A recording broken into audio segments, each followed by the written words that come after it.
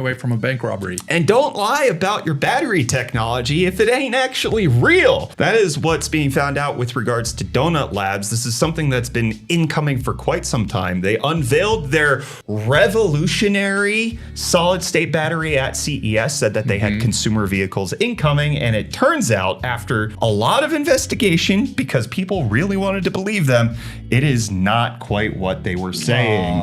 In a bad way. So this is coming out from a battery researcher known as Zeroth, who did a ton of investigation involving 20 different independent battery experts, as well as submitting the chemical makeup of the batteries for testing and checking voltage curves and doing everything possible to verify whether or not this is actually solid state or if this is just really good stuff that's already on the market. And this is coming after the company already raised $25 million at over $1 billion valuation. People were already skeptical because their claims seemed fantastical. It's too good to be true. Major battery companies haven't had these types of breakthroughs, but the difference was they said that they were going to have a vehicle on the market before the end of Q1. And according to them, they actually did, because they had the Verge motorcycle that they said that they shipped on March 31st. But it turns out that didn't go to customers. That was actually just an internal test vehicle. So nobody actually got to validate the claims. And now we kind of know why. So two different pieces really indicating that this is a lithium ion battery. Voltage curves. The voltage went too high, 3.7 to 3.8 volts. Shouldn't be higher than 3.5. And then also the details of cell expansion, where there's a specific way that lithium batteries expand with a kink in them. And this battery had the exact same kink, where it just indicates this is a lithium ion battery, not a sodium ion battery.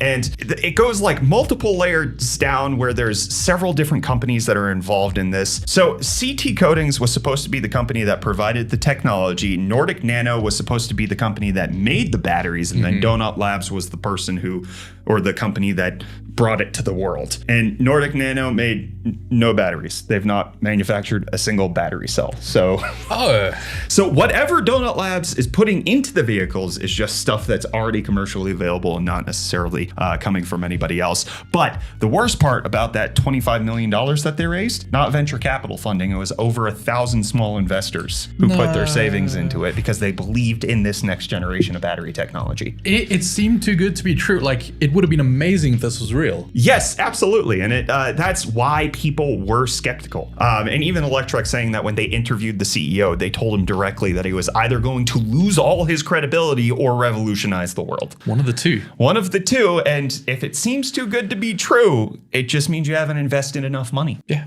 that's how it works. That is how it works. And how we